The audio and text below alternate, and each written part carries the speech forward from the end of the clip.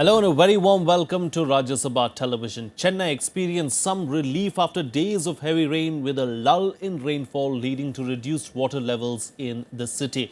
But the Tamil Nadu capital continues to be cut off from the rest of the country. Essential commodities are hard to come by even though Army, Air Force and NDRF personnel are trying to bridge that gap. Thousands are left homeless or stranded in their homes without food or electricity. Telephone services too took a hit in many areas. On this edition of The Big Picture, we'll talk about the aftermath of the deadliest floods in India's automobile capital in over a century. But before we get on with the discussion, let's play out a report on the latest from Chennai. Flood-battered Chennai breathed a sigh of relief on Friday as a break in rain overnight brought down water levels. Water level in both the Adayar and Kumbh rivers came down, easing large-scale flooding. Chennai is likely to receive intermittent rain over the next 24 hours, even as coastal and interior Tamil Nadu is likely to receive more rain. Chennai is unlikely to get any heavy rainfall, although the heavy rainfall of the order of 70 millimeter or 80 millimeter, this type of rainfall will continue over Kudalur, Nagapattinam and Puducherry districts over the next 48 hours. After 48 hours, we are expecting a bit increase in the rainfall over Chennai, means in the districts of north coastal Tamil Nadu also, but still it will not be very heavy. Even though most of the capital city is without power, it was restored in several areas that were not waterlogged. The communication network has also improved. But Chennai city still remains cut off from the rest of the country with all air, rail and road transport services suspended. There is no public transport to speak of. We have no water supply and power supply for the last thing. We are suffering very lot for doing the bank job. Bank works, being a service branch, we have to do all the things. Southern Railway has cancelled all interstate and intrastate train services till Saturday. The airport too will stay shut till Sunday. The Grand Southern Trunk Road linking Chennai with Madurai and beyond is also cut off after several breaches in Kanchipuram. Prices of milk, vegetables and food items are sky high as essential commodities are hard to come by. The Indian Air Force and the Army is trying to close the gap between demand and supply, but it is clearly not enough, seeing the devastation that has been wreaked on the state. If the situation improved a little in Chennai, the coastal district of Cuddalore got no such reprieve. It is one of the worst affected areas still and continues to receive heavy rainfall. Fishermen have been warned not to go to sea. Bureau Report, Rajya Sabha TV. Let me now introduce my guests on the program. We'll be joined on the phone line by the Deputy Editor of The Hindu, Narayan Lakshman from Chennai. Also with me on the program today are Dr. Surajit Chatterjee, Senior Consultant, Apollo Hospitals. Rajesh Sundaram, Senior Journalist as well with me here on the program. I'd like to start by going to Narayan Lakshman, of course, in Chennai and get a ground report and get the latest on what's really happening on the ground there. Narayan Lakshman, do tell us what's happening. Of course, the situation seems to be far better than what it was a couple of days ago. A couple of flights have started flying, of course, just with the carry-on baggage and not really checked-in baggage, as well as a couple of trains as well. We have reports stating that a couple of trains as well are, are running through Chennai. Hi, Frank. Yes, you're absolutely right. Some basic services have slowly begun to crank up, so to speak, after coming to a grinding halt in the face of the onslaught of rain over the last few days. You are seeing, as you mentioned, a few railway services beginning from, I think, near Chennai Beach, and also, the Globemaster aircraft airlifted some passengers out of this area to, I believe, Hyderabad or New Delhi or other locations. But these are very much in the nature of emergency and rescue services. This is by no means the city returning to any sense of normalcy. As your report also pointed out, the city is effectively cut off from many of the supply lines, both for transportation, but also more importantly for essential goods such as milk and vegetables and clean drinking water. And the residents are really reeling under the onslaught of this now. Prices are indeed sky high. I have been seeing in all kinds of neighborhoods, again, the community effort is really stepping in and really bridging that gap. So I see residents distributing food packets on street corners, and it literally within minutes and seconds it just gets taken away. So that is still happening. You are seeing the presence of NDRF forces, military, personnel in fatigues, combat fatigue type in large trucks driving all across the city and attempting to also help in various ways. Phone lines are still down in many areas. Internet, of course, you don't even have to ask. It's completely down in many parts. And further, people are stranded all over the city. And this is where social media has also helped. There is this website, ChennaiRains.org, where people have voluntarily, again, been able to, in cyberspace, open up their homes for people who are stranded. And that has been a real blessing where there has been access to this website. So the situation, I would say, overall is quite dire, and despite the best efforts of people. And the most shocking news of the day, obviously, was reports of somewhere between 14 to 18 people who died in a hospital after being in critical condition, but the critical life systems such as oxygen failed within that hospital, and they unfortunately were passed away, and the toll has continued to rise since through the day. And finally, I would just add that, again, on a rather worrying note, the rains have resumed this afternoon and evening. I've just been looking out. I'm near Mount Road, Anna Saleh, which is quite central, but it's really been coming down after the brief respite and sunshine that we got earlier on in the day. Yeah, after some respite, clearly the things are not looking very bright at the moment.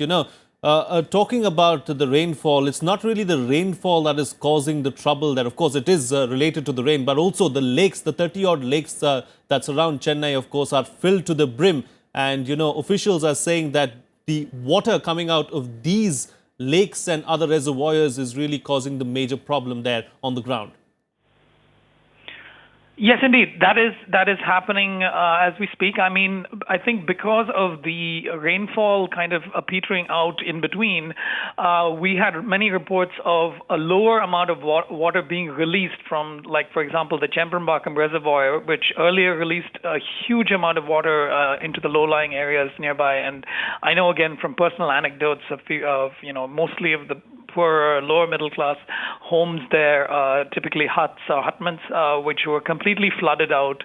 That has somewhat reduced. I think there is still a flooding happening in those areas, but again, my sense is that because of the rainfall somewhat abating during the course of the day, that has reduced. But again, as I said, the rainfall is again unfortunately picked up this evening, this afternoon, and that could be leading to further release of flood water. Indeed, indeed. You do stay with us, Narayan. I'm going to come back to you ahead in the program as well and get your thoughts on several of the other things that we'll be discussing here over the next 20 minutes or so. But let me bring in Dr. Surajit Chatterjee as well. Dr. Chatterjee, something that Narayan was talking about was the fact that, several people have died at a hospital, 14 to 18 of them because of lack of oxygen. Now, this is something that you can't really factor in, and this is something that we need to look at very closely because the disaster has indeed happened. But, cases like this are going to continue. There are going to be vector-borne diseases as well. It remains to be seen how these things are controlled, isn't it? Yeah, absolutely. It's really unfortunate that patients who have been admitted to a hospital have died because of lack of oxygen. It always also is important that the electric supply is maintained to all these places. So lack of oxygen, lack of electric supply are obviously are going to make this critically ill patients more sick, and some of them might lose their lives. Really unfortunate, should not happen. We need to look into it. There's no doubt about that. But that's at this moment. As the water recedes, the other problems would also start, like all these, as you said, vector-borne diseases can start happening. Then all these waterborne diseases, something like what is called typhoid or salmonellosis, different types of typhoid bacteria which are there can cause a problem. You can have jaundice or hepatitis. You can even have something like leptospirosis, which is very common in the coastal areas in this country. So all these things would start happening once the water starts receding. It would be a respite because the electrical things and all that and the telephone connections will all come through. But the health hazards might just start then. The health hazards might just start then, but how do you prevent some of these health hazards? What is something that the residents of Chennai can probably do so as to ensure that they do not pick up any of these diseases? See, the most important thing is potable water, and now it's difficult for, obviously it is the administration which has to take care of this. It is the community which has to work like this, that they at least get to drink potable water which is maybe boiled or something like that, because this is going to be a problem. Then again, these vectors and this water can accumulate in different places where even the mosquitoes and all that can breed. it is a difficult task ahead. The authorities as well as the community and the people themselves have to take a lot of care that they take the right water howsoever they get it, because this is going to be a problem. Then all these, you can even have, when the water is there and flowing, you can even have something like snake bites and rat bites which can happen, about which people have to be really careful.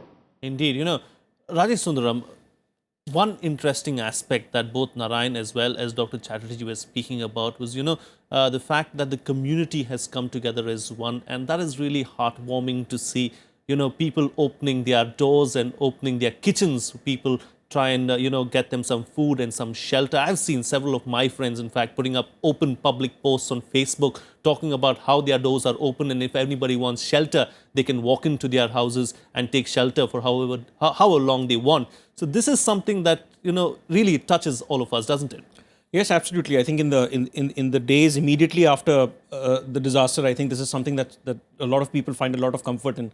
But I think what people will start realizing in a few days is how the government is missing in some senses. You're talking about big numbers, about 1,000 crore rupees, 1,900 crore rupees. But until those tangibles go and give relief to the people, when they see those tangibles in their hands, is when they know that the government is doing something. Like the doctor was saying, I've been talking to a lot of people, and they say that there's a lot of water that's accumulated there. Waterborne diseases, vector-borne diseases, like you were saying, all of those things are waiting to happen. They do not see any, proactive steps taken by the government to ensure that there's no secondary disaster that happens after this. And I think that is an area of worry right now. Of course, as far as the people they are. I mean, even from neighboring cities, people are collecting food and other items. Even this mobile cell phone charger banks, yes, which I think is something that is very critical right now, because a whole lot of people cannot get in touch with their families because there's no electricity. But what is required right now is for the government to go in on a proactive kind of a basis to ensure that the kind of expected dangers that the doctor was talking about do not take place. I think also it's very critical that it steps in right now. This is when they should do it. You have the the central agencies, the defense forces, all of those looking at the relief right now. This is the right time for the local government, for the state government to actually go in and go a step further and ensure that the kind of secondary disaster that can follow such disasters are avoided at this time. And that can be far more devastating than the actual disaster itself, isn't it? Because you never know what could happen. But Narayan, coming back to you, talking about what Rajesh is saying, let's take that a little forward now. Is the government really the state government doing something proactive on the ground? Are they in a position really to be proactive at the moment? Absolutely, Frank. I think they are certainly doing something now. I mean, my question would be, is this something that should have been done before? But let me come back to that. What you do see very much on the roads, and I mean, everyone talks about NDRF and the Army and the Coast Guard. The police, the local police, I have seen them here in overwhelming numbers, and they should totally get enough credit for what they're doing.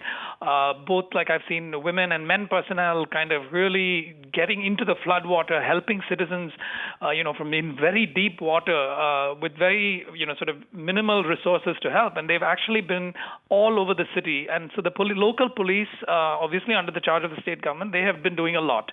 And as I mentioned, the NDRF and more like the Coast Guard and more federal forces have also been in action. You see them in different neighborhoods, in large numbers doing what they do best. But having said that, what I wanted to kind of emphasize at the beginning was, this is something, again, people are beginning to ask about, why has this actually happened? Yes, we have heard all the statistics about the worst floods worst rains in 100 years, and the sense of flooding and the encroachment in certain areas, which has led to the drainage system being affected.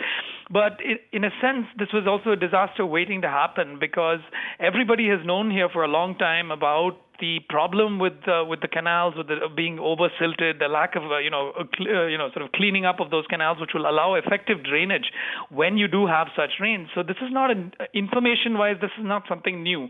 So I think obviously right now everyone is focused, as our other participants have said today, on avoiding this terrible secondary disaster which is waiting to happen as well. And the key to that will be things like bringing in clean drinking water from maybe outside Chennai, by by the army and other forces. But once that is over, people are once again going to be asking about the public policy questions which have, or rather the failures which have led to this becoming a crisis of this magnitude. Indeed. Rajesh, proactive, that's the word that you use.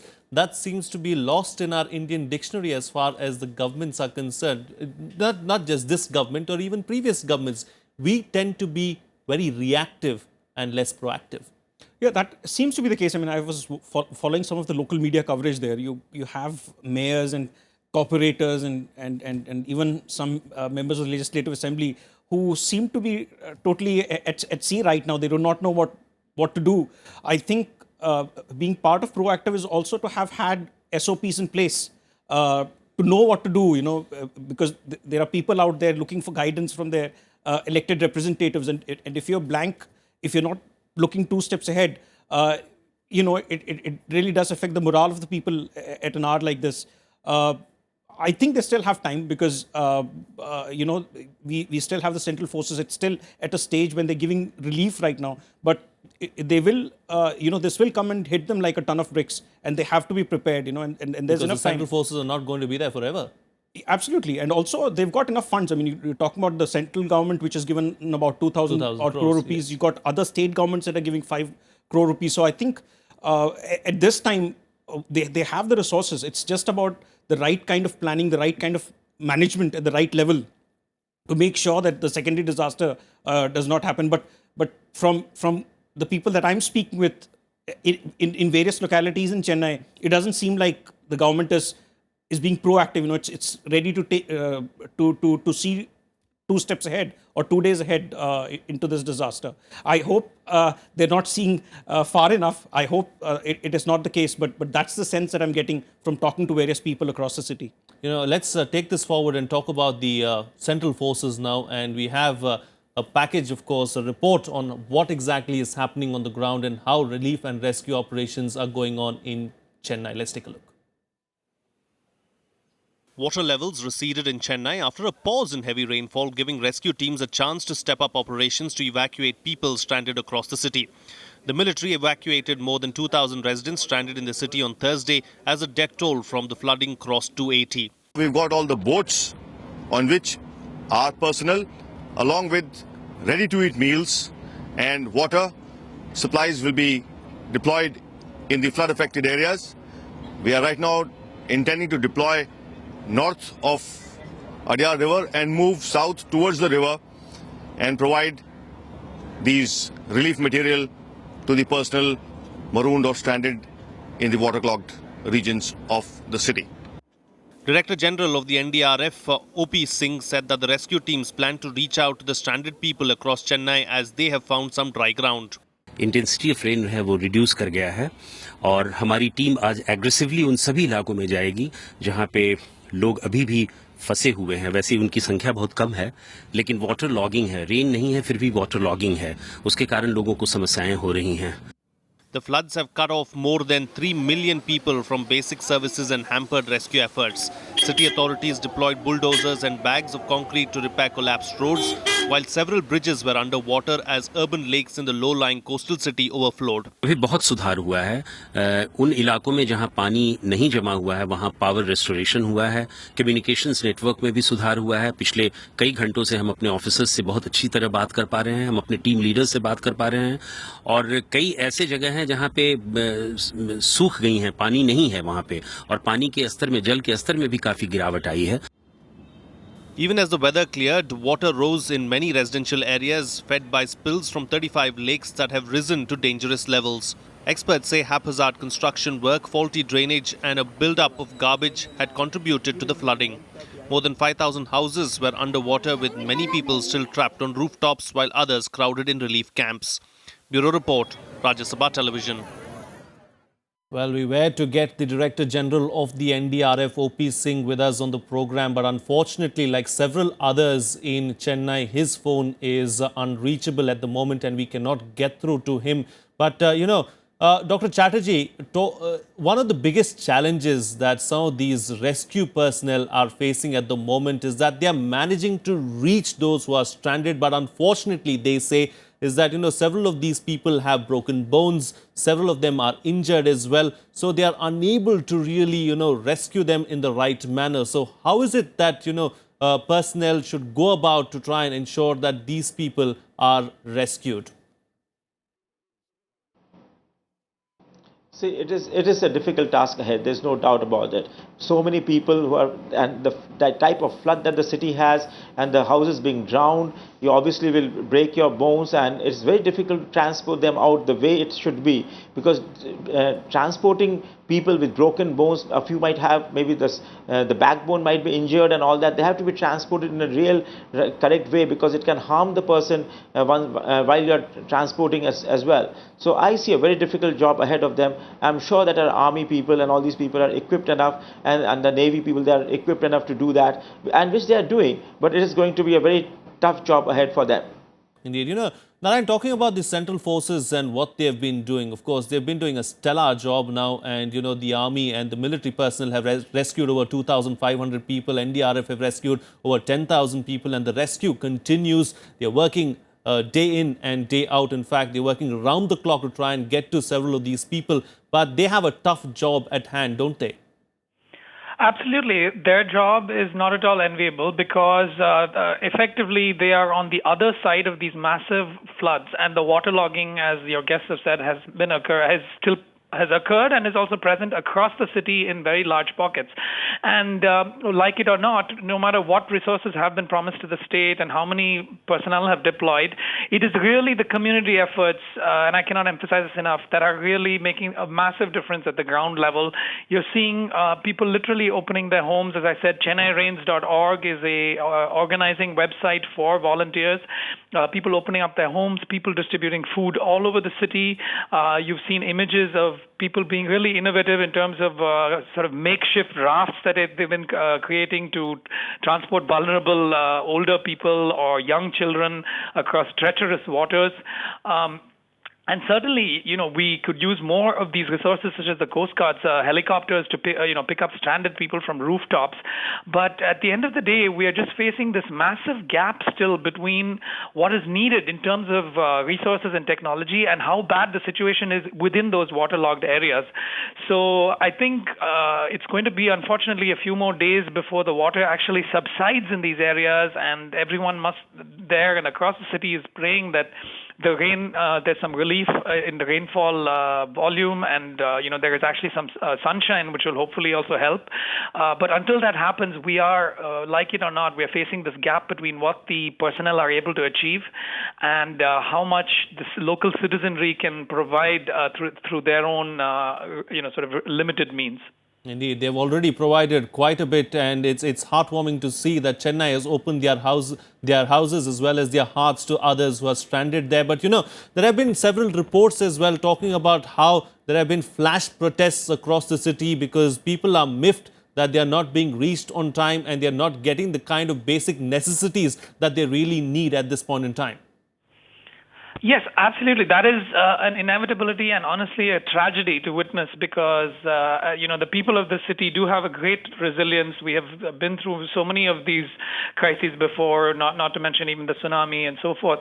But again, you're seeing, for example, I was looking at reports where, you've seen people stranded at all the sort of key hubs, such as the railway stations and so on, because no one is able to find any more accommodation in hotels. Now, hotels, again, like this local citizenry, hotels and guest houses threw open their doors and were allowing people to sleep in the lobbies, in the waiting areas, and so on. But beyond a point, they started running out of diesel to run their generators because there was no power, and then they also started running out of water. Now that makes it impossible to store vegetables and maintain food in a manner that is consistent with hygiene and safety. And so they had to start turning people away, and you did witness lots of riots, scuffling, and that kind of violence happening.